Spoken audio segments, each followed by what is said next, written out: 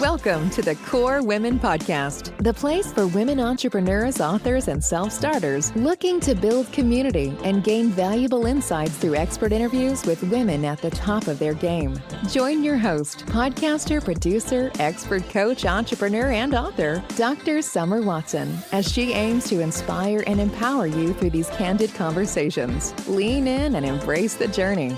It's time to start the show. Here's your host, Dr. Summer Watson.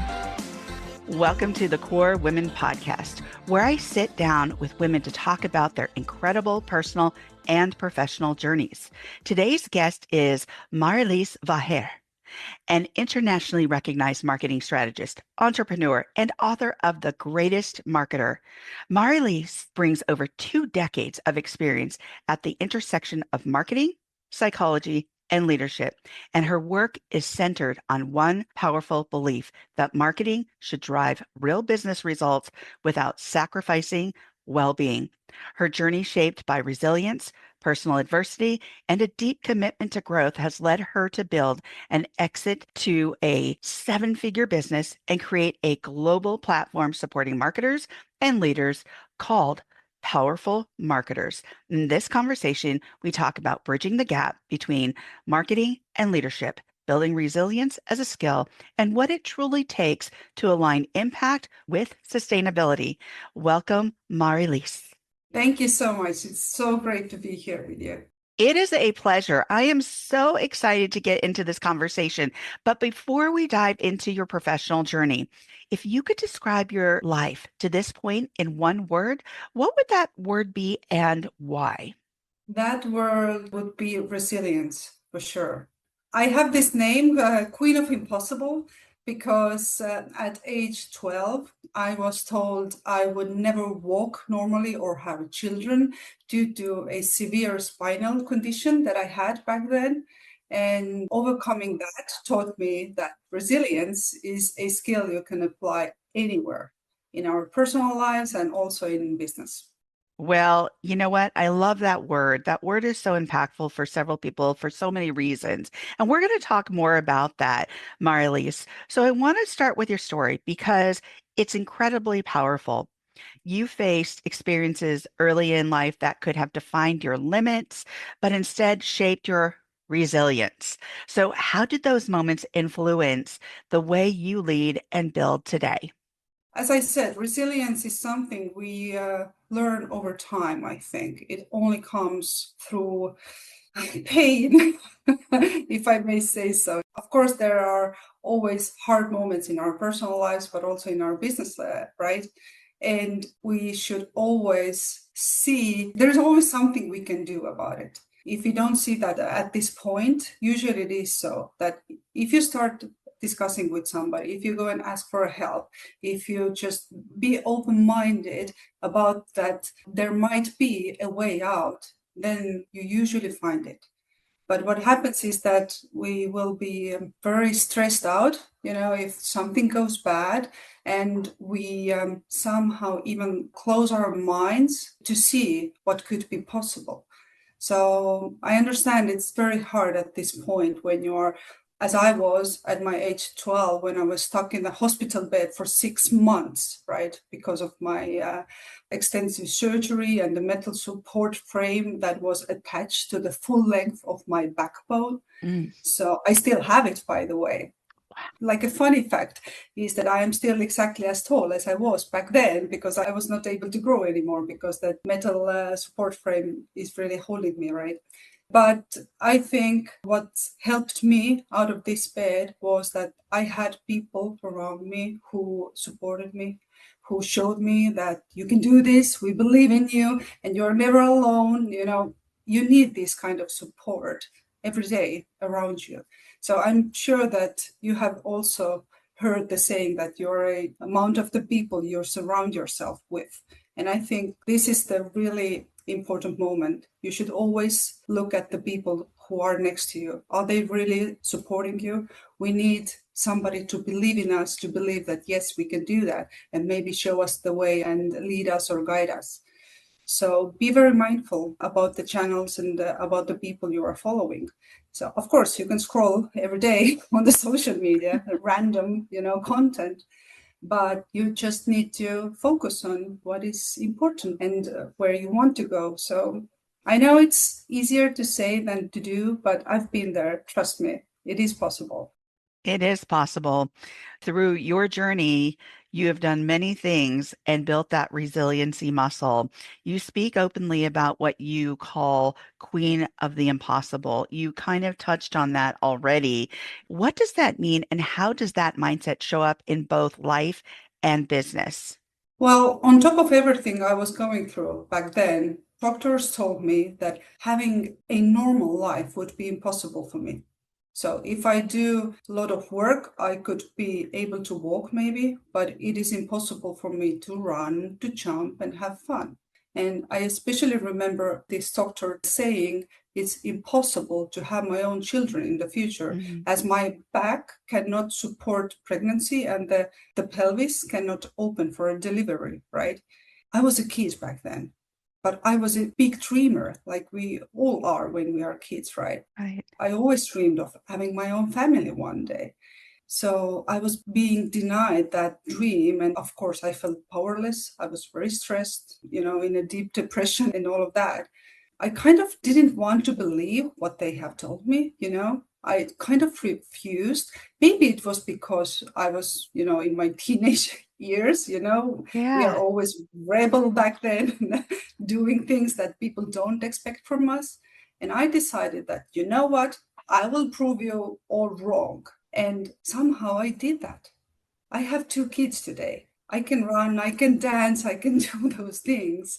Of course, it didn't happen overnight. It took years for me. After this surgery, it took me 10 years before I was able to, go to a normal dance classes, which I was dreaming a lot. Of course, it was very hard. I'm not saying it was easy for me, but this is exactly what happens in business. What I also see when people are coming to you and they say, "Oh my God, you are so successful. How did you do that?" They don't see that there has been like 10 years, sweat and tears and everything. Let's be Yeah. honest, this is how it is usually. But what people only see is that, oh my God, now you're suddenly somehow, successful. No, I'm not. I have done tons of work for that. So Yes. I'm sorry, but nothing comes, by accident. Of course, maybe there is maybe 1% of very, I don't know, lucky coincidences or something, but usually it's not like that. So I'm not trying to be somehow negative here, but I've been working with hundreds of different corporations and small and bigger sized businesses, and I see that people are hardworking. Nothing is going to happen overnight. And this is exactly the learning from here, I would say. Absolutely. I love that you're the queen of the impossible because you have shown that both in your personal and professional journey. And you're absolutely right, Mari-Liis, that people don't see behind the curtain, behind what's going on to build a business, to build ourselves. Maybe they see more of us building ourselves than they do building our business because there's so many iterations of the business over years. We take these shifts during those different times of our lives in our business and say, well, that was working, but not working as well as I'd like it to. Or let's shift here because I noticed that our demographic wants A, B, and C more. So we really have to massage that, nurture that, and develop that over time. And it's not something easy. It takes time. And again, like you said, it could be that 0.5% or 1%, it just comes naturally to. But overall, for most of us, that 99% of us, it takes a lot of work and it takes some time. Are you willing to invest that time, that energy, that effort to really bring that vision to life? And you have. You absolutely have.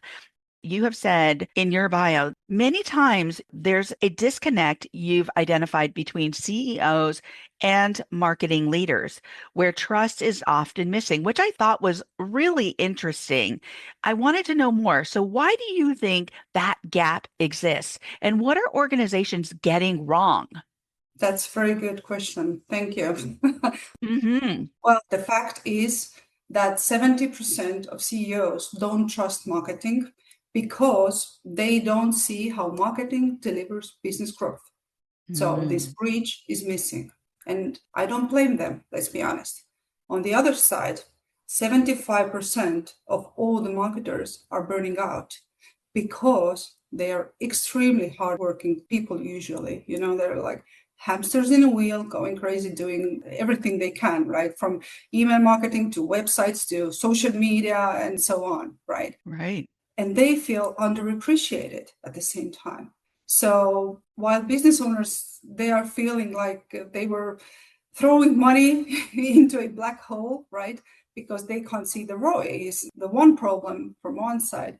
And the other part is that marketers are feeling bad. So I started to really learn through my own work how to build that bridge and how to help those CEOs to align marketing activities with sales and business growth, and also the same to the marketers, how and what questions they should start asking from the C-level management team so that they could help C-level management to see that this alignment is needed for the business growth. Right. Does it sound logical for you? Oh, absolutely. I mean, there's so many nuances to marketing, and things have changed Exactly. drastically, Exactly. over these last even 5, 10 years.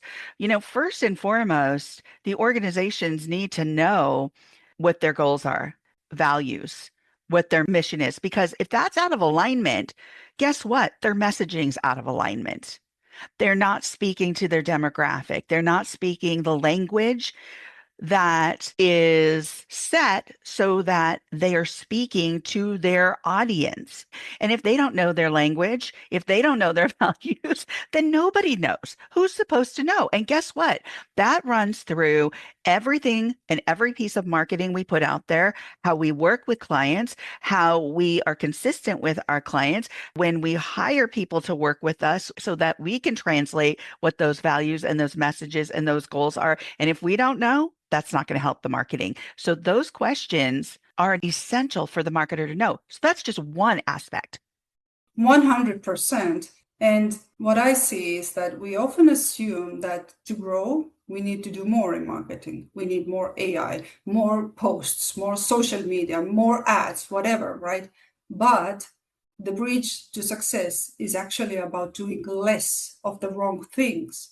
So you shouldn't put your time, money, resources into wrong things. So I would really like to challenge every listener right now to look at their own foundation and just ask, what are we doing today simply because we have always done it, or simply because everybody else are doing that? So this is where the transformation usually begins for the companies, at the point where you decide to stop the noise and start the alignment.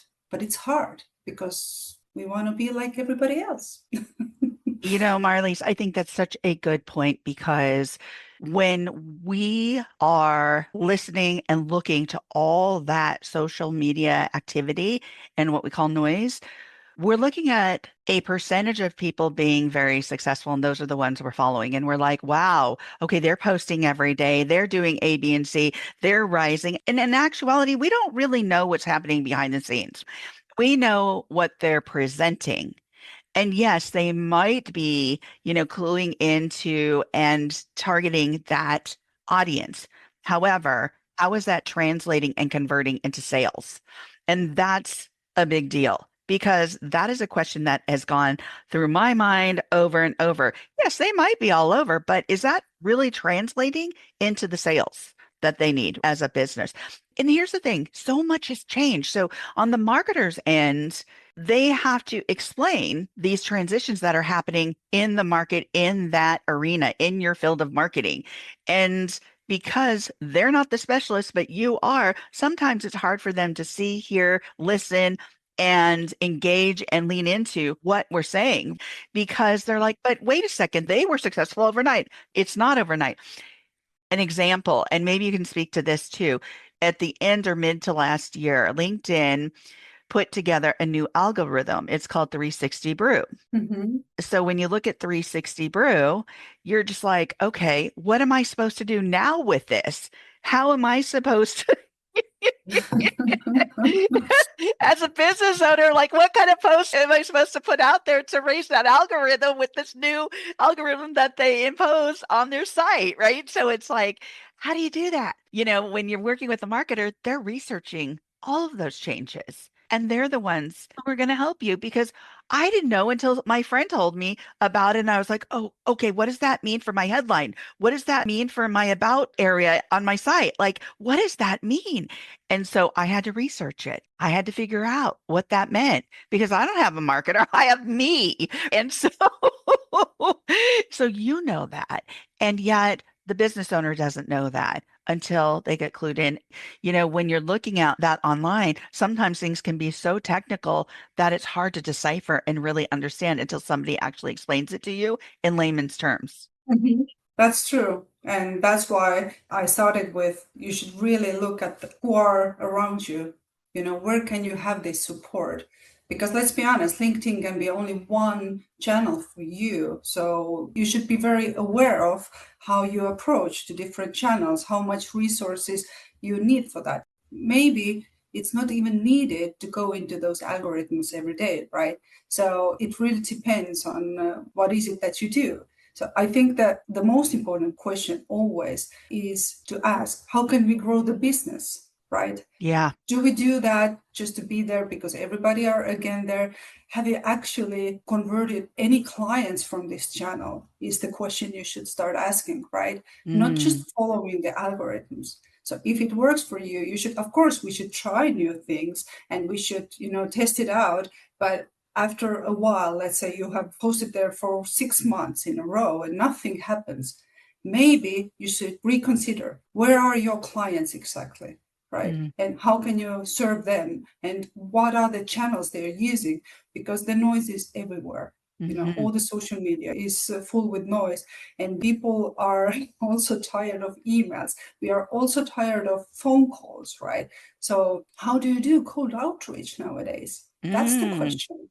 How do you actually do that? So, should I go out to the streets, or should I go to the networking events? Or maybe we should start sending postcards again. I don't know the answers, but I see that different companies, are trying out different approaches. It's very hard to do any sales nowadays, right? It's all about building relationships, building that trust, right? And when it comes to the marketing, let's say theory, it all comes down to the building know, like, and trust in a marketplace, right? Mhm. So, and that's why we have always used the social media channels, but now they are overwhelmed with information and people are already avoiding social media. I know a lot of business people who just refuse to go to the LinkedIn because there's so many, ads coming in and everything, and then they don't want to waste their resources anymore there. So it's a huge problem. I don't know the answers, to be Yeah. very honest, right? It really depends. But what I want to emphasize to everybody is that your main question is always how can we grow the business, not about how can we grow likes in some channel. That is good. And that is so important because I think we get caught up in this psychology of the likes, the likes, Mhm. the likes, the likes, the likes. Exactly. And there's that Mhm. psychology to it that we get wrapped up into. And sometimes it's great to have somebody like you, who is a professional in the industry, to say, okay, let's step back. Let's gain some objectivity here. Let's take into consideration A, B, and C. Maybe there needs to be a balance of boots on the ground going to meet people in person and then some social Mhm. media, right? Mhm. So I want to get Mhm. into this. You've built your powerful marketers framework around mindset, strategy, marketing, communication, and leadership. How do these elements work together to create real business outcomes rather than just activity? Well, thank you. I'm trying to put that very shortly. So you need to be grounded yourself. You cannot align marketing with business growth if you are stressed, if you're burned out yourself. Let's start with that. Okay. So this is where the mindset comes into place, right? You have to be grounded. And the second step here is strategy. And that is the same question I just shared with you. What is the business goal here? That is the most important question before building any marketing. So if you're grounded, now you are putting together strategy together with sales, client service, and of course, C-level management. right? Because everybody needs to be aligned. We should know where we are going. That's the second step. Then the third step is marketing, which is tactics, of course, and daily actions, but it needs to be built through systems and efficiency. Because as we have discussed here already, marketing takes a lot of resources and we are putting too much, maybe, efforts to the channels that are actually not maybe, bringing us any business. So we should really think of the things we are doing and the things we are not doing, right? So every time you add something on your to-do list, you should put something on your not to-do list, because you only have 24 hours, right? Or if you have more, please let me know, how did you have it? So you are grounded, you know the goal and the strategy, you are aligned internally, right? Then you start building your marketing systems, not before. And then the fourth steps is that you need to communicate that. You need to communicate internally to stay aligned, right? Then you need to communicate externally to your clients or to your different client groups even, right? So it requires another approach, another system maybe. So the communication is really a crucial part. This is where in my book, I also share about different personality types, how to approach them, and also different generations, right? It's also important. And then the fifth step is leadership, meaning that you are grounded, you have aligned your strategy and marketing and sales, then you have built your system efficiency, you now know how to communicate it, but now you should lead that on a daily basis, which is another challenge. So these are, in a nutshell, those 5 steps that I'm sharing in my framework and in my book, The Greatest Marketer. Well, I love that. And where can they find your book? From Amazon. So it's available everywhere. The Greatest Marketer. We've covered so much. This has been such a great and insightful interview. But as we come to the close of the interview, my last question is, for someone listening who feels like they're working hard but not seeing results, what is one shift they can make this week to start aligning their efforts and real impact? Take a moment, pause for a second, and align yourself with your goals and do the things that actually move the needle. Take that second and align yourself with the goals. What a great tip. Thank you so much, Mari-Liis, for joining me on the Core Women podcast today. Thank you for having me. It was great. You can connect with Mari-Liis Vaher on LinkedIn at powerful-marketers.com and find her book at thegreatestmarketer.com. Thank you for joining us on the Core Women podcast with Dr. Summer Watson. We're so glad you're here and would love to connect more with you. Find us on Instagram, Facebook, and YouTube at Core Women, and on Twitter at Core Women 1. For more about Core Women and Dr. Watson, visit corewomen.com. Want more support and resources for amazing women like you? Great! Join Dr. Watson and Jen Fontanilla at the Life, Love, and Money Collective, a Core Women production that aids in understanding the key traits that might be getting in the way of living a life that you are absolutely passionate about. Connect with Summer and Jen and find out more at thelifeloveandmoney.com.